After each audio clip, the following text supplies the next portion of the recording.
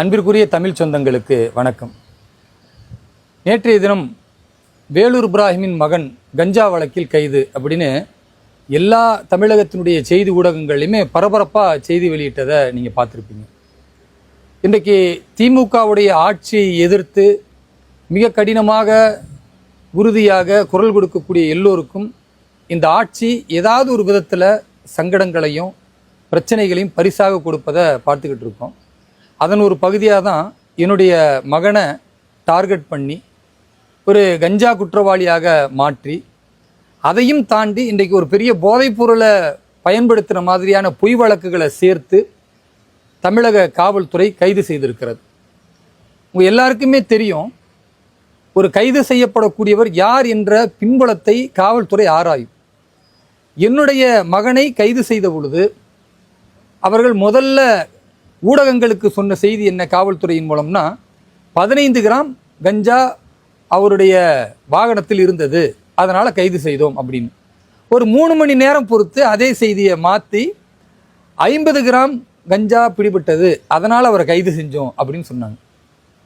அதற்கு அடுத்து இந்த 2 விஷயத்துலையுமே கைது பண்ண முடியாது, ரிமாண்ட் பண்ண முடியாது. இப்போ வேலூர் இப்ராஹிமுடைய நற்பெயரை எப்படியாவது கெடுக்கணும்னு இந்த திமுக ஆட்சி விரும்புகிறது. அவருடைய பிரச்சாரம் என்பது இன்றைக்கு தமிழகம் முழுக்க உள்ள சிறுபான்மை மக்கள், குறிப்பாக இஸ்லாமிய மக்கள் சிந்திக்க ஆரம்பிக்கிறாங்க. வாக்கு வங்கி அரசியல் நடத்தக்கூடிய திமுக இஸ்லாமியர்களை அச்சுறுத்தி பாஜகவிற்கு எதிரான ஒரு சக்தியாகவே தொடர்ந்து திசை திருப்பும் பொழுது அதை மாற்றி நம்முடைய மண்ணை, நம்முடைய பாரதத்தின் கலாச்சாரத்தை, பண்பாட்டை பேசுகிற ஒரு கட்சி பாரதிய ஜனதா கட்சி என்று புரிய வைத்து இன்றைக்கு பெரும்பான்மையான இஸ்லாமிய மக்கள் சிந்திக்கிற நேரம். அதனால் அவர்கள் என்ன பண்ணுறாங்கன்னா, முதல்ல என்ன முடக்கிறதுக்கு நிறைய முயற்சி செஞ்சாங்க. என் மேலே நிறைய பொய் வழக்குகள், அதில் 1-2 சொல்கிறேன் பாருங்க. ஒரு வழக்கு போடுறாங்க, நானும் எனக்கு பாதுகாப்பாக இருக்கிற 2 காவல்துறை அதிகாரிகள், பிஎஸ்ஓக்கள், இவங்க 2 பேரும் ஒரு செவரேறு குதிச்சு போய் ஒரு காரை திருடிட்டு போயிட்டோம் அப்படின்னு ஒரு எஃப்ஐஆர் போடுறாங்க. இந்த எஃப்ஐஆர் போடக்கூடிய காவல் ஆய்வாளருக்கு இப்படி நடக்கலைன்னு தெரியும். ஆனாலும் கூட போலீஸ் பாதுகாப்பு இருக்கக்கூடிய எனக்கு அவங்களோட சேர்ந்து ஒரு காரை திருடுறோன்னு எஃப்ஐஆர் போடுறாங்கன்னா எந்த அளவிற்கு ஒரு வன்மம் இருக்கும். 2வது ஒரு வழக்கு போடுறாங்க. விருதாச்சலத்தில் நான் பாரதிய ஜனதா கட்சியினுடைய கொடியை ஏற்றுவதற்காக போகிறேன். ஆனால் அவர்கள் போட்ட வழக்கு என்ன தெரியுமா? கொடியேற்றிய பிறகு அது எல்லாமே நான் நடத்தக்கூடிய அத்தனை நிகழ்ச்சிகளுமே வீடியோ எடுக்கப்படும். மக்களுக்கு நான் லட்டு கொடுக்குறேன். கொடியேற்றிய பிறகு காவல்துறை அதிகாரிகளும் அதில் கலந்துக்கிட்டாங்க, அவங்களுக்குமே கொடுத்துருக்கிறேன். இதெல்லாம் வீடியோ பதிவு இருக்குது. ஆனால் என் மீது வழக்கு போடுகிறார்கள். என்ன?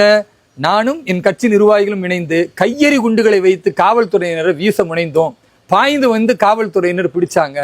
காவல்துறையினரை தே மகனே அப்படின்லாம் ரொம்ப இழிவா பேசின என்றெல்லாம் பொய்யான விஷயங்களை போட்டு கைது செய்கிறார்கள். அப்போ ரிமாண்டுக்கு மெடிக்கல் செக்கப்பு, பிறகு நீதிமன்றத்தினுடைய இடத்துக்கு கூட்டிட்டு போறது, இதெல்லாம் நடக்கிறது. அதுக்கடுத்து நீங்க பார்த்தீங்க, இப்போ சமீபத்தில் ஒரு கிட்னி திருட்டு நடந்து கொண்டிருக்கும் பொழுது கிட்னி தேவை மக்களுக்கு இருக்கு, அப்போ உடல் தானம் செய்யணும், குறிப்பாக கிட்னி தானம் செய்ய வேண்டும் என்ற பிரச்சாரத்தை முன்னெடுக்கணும். அதுக்காக அரசு மருத்துவமனையில் உள்ள மருத்துவர்களை சந்தித்து அதற்கான ஆலோசனைகள் பெறலாம் அப்படின்னு போனா இவர்கள் என்ன செஞ்சாங்க? கிட்னி திருட்டு பத்தி இவர் ஆய்வு செய்ய வந்திருக்கிறார் என்று சொல்லி வாசலிலேயே என்னை அரசு மருத்துவமனைக்கு முன்னால வழிமறித்து என் காரை விட்டு கூட நான் இறங்கல. ஆனால் அரசு பணியாளர்கள், மருத்துவர்களை நான் பணி செய்ய விடாமல் தடுத்தேன், காவல்துறையினரை மிரட்டின என்றெல்லாம் பொய் வழக்கு போட்டு அது மொத்தமாக வீடியோவாக இருந்தாலும் பதிவு செய்யப்பட்டிருந்தாலும் அதை பற்றி எந்த அக்கறையும் இல்லாமல் உடனடியாக அவர்கள் என் மீது பொய் வழக்கு போட்டு கைது செய்தார்கள். கடலூர் சிறையில் நான் இருக்கும் பொழுது மீண்டும் ஒரு பொய் வழக்கு. அது என்ன? முத்துப்பேட்டையில் மத நல்லிணக்கம் சார்ந்தும் வக்ஃபு திருத்த சட்டத்தில் மத்திய அரசு இஸ்லாமியர்களுக்கு என்ன நல்லது செஞ்சிருக்கு நான் சொல்கிறேன். ஆனால் அவர்கள் செய்த விஷயம் என்ன? காவல்துறையினரை வளையல் போட சொன்னார், காவல்துறையினர் சேலை கட்டிக்க சொன்னார், மஞ்சள் பூசி இருக்க சொன்னார். அந்த பேச்சின் பதிவும் மொத்தமாக வீடியோ இருக்கு. அந்த வீடியோவை போட்டால் அது பொய் வழக்குன்னு தெரியும். ஆனால் அவர்களுக்கு அதெல்லாம் அக்கறை இல்லை. வேலூர் இப்ராஹிமை கைது செய்யணும், முடக்கணும். ஏனென்றால் திமுகவினுடைய வாக்கு வங்கியை அவர் உடைத்து கொண்டிருக்கிறார். இஸ்லாமிய மக்களை சிந்திக்க தூண்டுகிறார். இஸ்லாமிய மக்களை பயங்கரவாத அடிப்படைவாத சக்திகளாக யார் பலியாக்குகிறார்களோ அந்த மக்களிடத்திலிருந்து அவர் மீட்கிறார். இது ஆளும் அரசுக்கு பிடிக்கல. திமுக அரசு எப்படியாவது எனக்கு நெருக்கடி கொடுக்கணும் வழக்கு போட்டாங்க.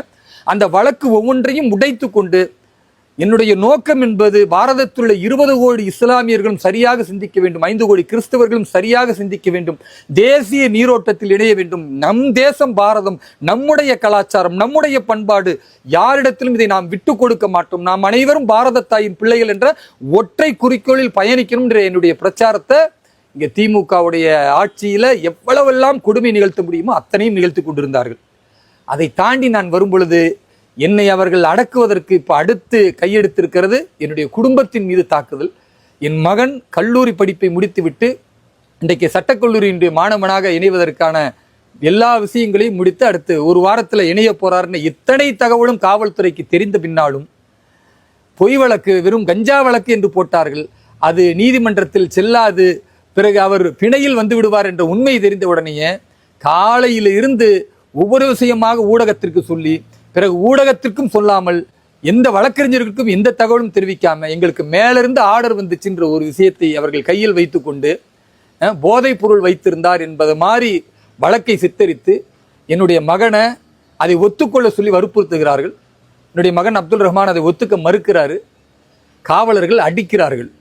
காவல் ஆய்வாளர் அடித்ததுல வாயிலிருந்து ரத்தம் வருகிறது, நாக்குல அடிபடுகிறது.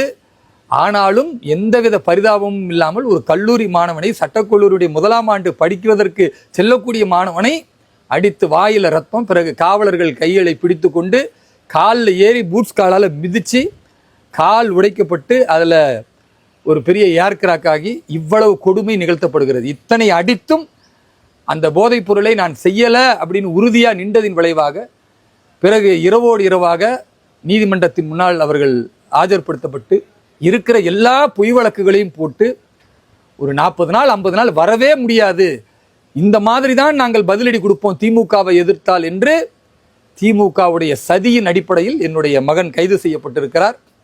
இன்றைக்கு என்னுடைய மகனுடைய கல்வி கேள்விக்குறியாகி இருக்கிறது, அவருடைய எதிர்காலம் கேள்விக்குறியாகி இருக்கிறது.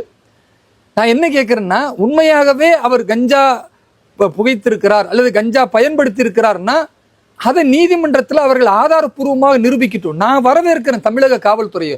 அதன்பால் அவர்களுக்கு ஆதாரம் இருக்கும் என்றால் என்னுடைய மகனாக இருந்தாலும் சட்டத்தின் அடிப்படையில் தண்டனை அனுபவிக்கட்டும். வேலூர் இப்ராஹிம் பையனா இருந்தா மட்டும் என்ன புனிதனா? யாராக இருந்தா என்ன இருக்கு? திருக்குரான் சொல்லுகிறது, ஒலா தசீரும் வாசிரத்தும் விசர உஹ்ரா, ஒருவருடைய நன்மையோ தீமையோ இன்னொருத்தர் அடைய முடியாது. நான் செய்கிற நன்மை தான் எனக்கே தவிர என் பிள்ளை நேர்மையா இருக்கணும்னு என்னால் சொல்லி வளர்க்க முடியும். தவறிழைத்தால் அதை தண்டனை பெற வேண்டும் என்பதில் எனக்கு எந்த மாற்று கருத்தும் இல்லை. காவல்துறை நீதிமன்றத்தின் மூலம் சரியான ஆதாரத்தை வைத்திருக்கலாம். அதை விடுத்து என்னுடைய மகனை அடிச்சு துன்புறுத்தி ரத்தம் சிந்த வைத்து காலை உடைச்சி இத்தனையும் நீங்கள் கொடுமைப்படுத்துகிறீர்கள். பிறகு அரசு மருத்துவமனையில் கொண்டு போகும் பொழுது மருத்துவர்கள் அந்த காயத்தை பதிவு செய்திருக்கிறார்கள், நீதிமன்றத்திலும் நீதியரசர் பதிவு செய்திருக்கிறார். இத்தனை கொடுமைகளை நீங்கள் நிகழ்த்தி இருக்கிறீர்கள். இருந்தாலும் திமுக என்ற இந்த குடும்போக்குடைய சிறுபான்மை மக்களை வஞ்சிக்கிற, தமிழகத்தை தரந்தாழ செய்யக்கூடிய ஒரு மோசடி அரசை வீழ்த்தும் வரை என்னுடைய இந்த பயணம் தொடரும். இன்னும் எத்தனை வழக்குகள் வேண்டுமானால் என் மீதும் நீங்கள் இன்னும் போடுங்கள், என்னுடைய பிள்ளைகள் மீது போடுங்க, என்னுடைய குடும்பத்தின் மீது எத்தனை அவதூறுகளை, எத்தனை அடக்குமுறைகளை நீங்கள் செய்ய வேண்டுமோ செய்யுங்கள். நீங்கள் என்ன கொடுமைகளை நிகழ்த்தினாலும் திமுக ஆட்சியை வீழ்த்தும் வரை என்னுடைய குரல் உயர்ந்து நிற்கும். திமுக என்கிற இந்த நாசகர சக்தியை தமிழகத்தில் வேரடி மண்ணோடு பிடுங்கி எரியும் வரை நாங்கள் தொடர்ந்து பாடுபடுவோம். ஹிந்துத்வா என்கிற சித்தாந்தத்தை, பண்பாட்டை, கலாச்சாரத்தை, பாரத மக்கள் அனைவரும் ஒருதாய் மக்கள் என்று சொல்லக்கூடிய இந்த கொள்கையை சொல்லக்கூடிய வேலூர் இப்ராஹிமை திமுகவிற்கோ அல்லது அதை தாங்கி பிடிக்கிற அத்தனை தலைவர்களுக்குமே எரிச்சலாக இருந்தால் அதை நான் இன்னும் மீண்டும் மீண்டும் சொல்வேன். உங்களுடைய பிரிவினைவாத, பிளவுவாத, வாக்கு வங்கி அரசியலுக்கு முடிவு கட்டுவேன். தர்மம் வெல்லும் என்கிற அந்த ஒற்றை உறுதிமொழியை உங்கள் அத்தனை பேர்களுக்கும் நான் ஆதாரப்பூர்வமாக எடுத்து சொல்லி இந்த விஷயங்களுக்கெல்லாம் பதிவுகளை போட்டு எனக்கு ஆறுதலாக கூட இருந்த அத்தனை சகோதர சகோதரிகளுக்கும் நன்றினை தெரிவித்துக் கொள்கிறேன். எல்லா புகழும் இறைவனுக்கு. ஜெய் ஹிந்த், வந்தே மாதரம், பாரத் மாதா கி ஜெய்.